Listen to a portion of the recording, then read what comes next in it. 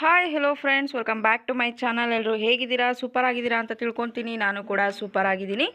ಗೃಹಲಕ್ಷ್ಮಿ ಯೋಜನೆ 10,500 ರೂಪಾಯಿ ಹಣವನ್ನು ಯಾವ ರೀತಿ ನಾವು ಪಡೆಯೋದು, ಸೊ ಅರ್ಜಿಯನ್ನು ಎಲ್ಲಿ ಸಲ್ಲಿಸೋದು, ಜೊತೆಗೆ ಹೇಗೆ ಈ ಒಂದು ಅರ್ಜಿಯನ್ನು ಸಲ್ಲಿಸೋದು, ಯಾವಾಗ ಕೊನೆಯ ಡೇಟ್ ಅಂತ ನಿಮಗೆ ತಿಳ್ಕೋಬೇಕು ಅನ್ನೋ ಒಂದು ಕುತೂಹಲ ಇದ್ದರೆ ಈ ಒಂದು ವಿಡಿಯೋನ ಕೊನೆಯವರೆಗೂ ನೋಡಿ. ಜೊತೆಗೆ ನಿಮಗೆ 1,00,000 ರೂಪಾಯಿ ಹಣ ಯಾವ ರೀತಿ ನಿಮ್ಮ ಖಾತೆಗೆ ಜಮಾ ಆಗುತ್ತೆ ಅನ್ನೋದ್ರ ಕಂಪ್ಲೀಟ್ ಮಾಹಿತಿಯನ್ನು ತಿಳಿಸ್ಕೊಡ್ತೀನಿ.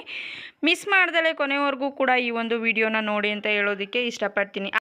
ಬನ್ನಿ ಫ್ರೆಂಡ್ಸ್, ವಿಡಿಯೋನ ಸ್ಟಾರ್ಟ್ ಮಾಡೋಣ. ಸ್ಟಾರ್ಟ್ ಮಾಡೋದಕ್ಕಿಂತ ಮುಂಚೆ ನೀವೇನಾದರೂ ಹೊಸದಾಗಿ ನಮ್ಮ ಚಾನಲ್ನ ನೋಡ್ತಾ ಇದ್ದರೆ ಸೊ ಪ್ಲೀಸ್ ಬೇಗ ಸಬ್ಸ್ಕ್ರೈಬ್ ಮಾಡ್ಕೊಳ್ಳಿ. ಜೊತೆಗೆ ಪಕ್ಕದಲ್ಲಿ ಕಾಣ್ತಿರುವಂಥ ಒಂದು ಬೆಲ್ ಐಕನ್ನ ಕ್ಲಿಕ್ ಮಾಡಿ, ದೆನ್ ಆಲ್ ಅನ್ನೋ ಆಪ್ಷನ್ ಮೇಲೆ ಕ್ಲಿಕ್ ಮಾಡಿದ್ರೆ ನಾನು ಹಾಕೋ ಪ್ರತಿಯೊಂದು ಹೊಸ ವಿಡಿಯೋದು ನೋಟಿಫಿಕೇಷನ್ ಎಲ್ರಿಗಿಂತ ಮೊದಲು ನಿಮಗೆ ರೀಚ್ ಆಗುತ್ತೆ. ಸೊ ಎಲ್ರಿಗಿಂತ ಮೊದಲು ವಿಡಿಯೋನ ನೀವೇ ನೋಡ್ಬೋದು. ಇದ್ರ ಜೊತೆಗೆ ಏನಾದರೂ ಫೇಸ್ಬುಕ್ ಪೇಜಲ್ಲಿ ವಿಸಿಟ್ ಮಾಡ್ತಾ ಇದ್ದರೆ ಸೊ ಅಲ್ಲೂ ಕೂಡ ಫಾಲೋ ಮಾಡಿ, ಲೈಕ್ ಮಾಡಿ, ಕಮೆಂಟ್ ಮಾಡಿ, ಶೇರ್ ಮಾಡಿ, ಜೊತೆಗೆ ಸಪೋರ್ಟ್ ಮಾಡಿ ಅಂತ ಹೇಳೋದಕ್ಕೆ ಇಷ್ಟಪಡ್ತೀನಿ. ಎಸ್ ಫ್ರೆಂಡ್ಸ್, ಇವಾಗ ಮೊದಲನೇದಾಗಿ ಕೆಲವೊಬ್ಬರಿಗೆ ಇನ್ನೂ ಕೂಡ ಡೌಟ್ ಇದೆ ಅಂತಲೇ ಹೇಳ್ಬೋದು. ಸೊ ಕೆಲವೊಂದು ಚಾನಲ್ಗಳಲ್ಲಿ ಏನು ಮಾಡ್ತಿದ್ದಾರೆ ಅಂತ ಅಂದರೆ 11ನೇ ಕಂತಿನ ಹಣ ಏನಾಗಿದೆ ಬಿಡುಗಡೆ ಆಗಿದೆ, ಜೊತೆಗೆ ಇಷ್ಟು ಜಿಲ್ಲೆಗಳಿಗೆ ಇವತ್ತು ಬಿಡುಗಡೆ ಆಗ್ತಾ ಇದೆ ಅಂತ ಹೇಳ್ತಾ ಇದ್ದಾರೆ. ಇಲ್ಲಿ ಹೇಳೋದಾದರೆ ಸರ್ಕಾರದಿಂದ ಯಾವುದೇ ಒಂದು ರೀತಿಯಾದಂತಹ ಹಣ ಬಿಡುಗಡೆ ಆಗಿಲ್ಲ ಅಂತಲೇ ಹೇಳ್ಬೋದು.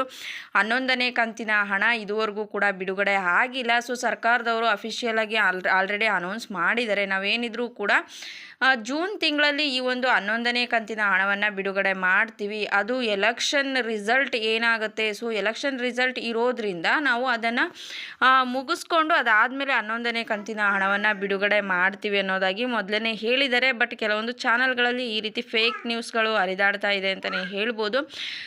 ಹೇಳಬೇಕು ಅಂತಂದರೆ 11ನೇ ಕಂತಿನ ಹಣ ಇನ್ನೂ ಕೂಡ ಬಿಡುಗಡೆ ಆಗಿಲ್ಲ. ಇವಾಗ ಏನು 10ನೇ ಕಂತಿನ ಹಣ ಬಿಡುಗಡೆ ಆಗಬೇಕು, ಸೊ ಆ ಒಂದು ಬಿಡುಗಡೆ ಹಣವನ್ನು ಕಂಪ್ಲೀಟಾಗಿ ಎಲ್ರಿಗೂ ಕೂಡ ಬಿಡುಗಡೆ ಮಾಡಬೇಕು ಅಂತ ಎಲ್ಲರ ಖಾತೆಗೂ ಕೂಡ ಜಮಾ ಮಾಡ್ತಾ ಇದ್ದಾರೆ ಅಂತಲೇ ಹೇಳ್ಬೋದು. ಸೊ ಹಾಗಾಗಿ ನಿಮಗೆ ಇನ್ನೂ ಕೂಡ ಗೃಹಲಕ್ಷ್ಮಿ ಯೋಜನೆಯ 10ನೇ ಕಂತಿನ ಹಣ ಬಂದಿಲ್ಲ ಅಂತ ಅಂದರೆ ಸ್ವಲ್ಪ ವೆಯ್ಟ್ ಮಾಡಿ, ಈ ಒಂದು ತಿಂಗಳ ಎಂಡಿಂಗ್ ಅಷ್ಟರಲ್ಲಿ ಎಲ್ಲರ ಖಾತೆಗೂ ಕೂಡ ಹಾಕ್ತೀವಿ ಅಂತ ಹೇಳಿದ್ದಾರೆ.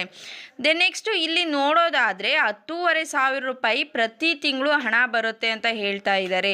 ಸೊ ಯಾವ ರೀತಿ ಹಣ ಬರುತ್ತೆ, ಎಲ್ಲಿ ಅರ್ಜಿ ಸಲ್ಲಿಸಬೇಕು, ಎಲ್ಲಿ ಹೋಗಬೇಕು, ಸೊ ಹೇಗೆ ಅರ್ಜಿ ಸಲ್ಲಿಸೋದು, ಕೊನೆ ದಿನಾಂಕ ಯಾವಾಗ, ಸೊ ಈ ರೀತಿ ಕೆಲವೊಬ್ಬರಿಗೆ ಡೌಟ್ ಇದ್ದೇ ಇರುತ್ತೆ. ಅದನ್ನು ಹೇಳೋದಾದರೆ ನೀವು ಎಲ್ಲೂ ಕೂಡ ಅರ್ಜಿಯನ್ನು ಸಲ್ಲಿಸೋ ಅವಶ್ಯಕತೆ ಇಲ್ಲ. ಸೊ ಅದ್ರ ಬಗ್ಗೆ ಇನ್ನೂ ಕೂಡ ಏನು ಸರ್ಕಾರ ಒಂದು ಘೋಷಣೆಯನ್ನು ಮಾಡಿಲ್ಲ. ಏಕೆ ಅಂತ ಅಂದರೆ ನಾವು ಜೂನ್ 4ನೇ ತಾರೀಕುವರೆಗೂ ಕೂಡ ವೆಯ್ಟ್ ಮಾಡಲೇಬೇಕಾಗುತ್ತೆ. ಸೊ ನಾವು ಕೇಂದ್ರದಲ್ಲಿ ಇವಾಗ ಆಲ್ರೆಡಿ ಏನಾಗಿತ್ತು, BJP ಸರ್ಕಾರ ಇತ್ತು. ಬಟ್ ಇವಾಗ ರಾಜ್ಯದಲ್ಲಿ ಇರೋದು ಕಾಂಗ್ರೆಸ್ ಸರ್ಕಾರ. ಒಂದು ವೇಳೆ ಈ ರಾಜ್ಯದಲ್ಲಿ ಕಾಂಗ್ರೆಸ್ ಸರ್ಕಾರ ಇದೆ, ಕೇಂದ್ರದಲ್ಲೂ ಕೂಡ ಇವಾಗ ರಾಜ್ಯ ಸರ್ಕಾರನೇ ಬಂದರೆ ನಿಮ್ಮ ಖಾತೆಗಳಿಗೆ 10,500 ರೂಪಾಯಿ ಪ್ರತಿ ತಿಂಗಳು ನಾವು ಬಿಡುಗಡೆಯನ್ನು ಮಾಡ್ತೀವಿ ಅಂತ ಹೇಳಿದ್ದಾರೆ.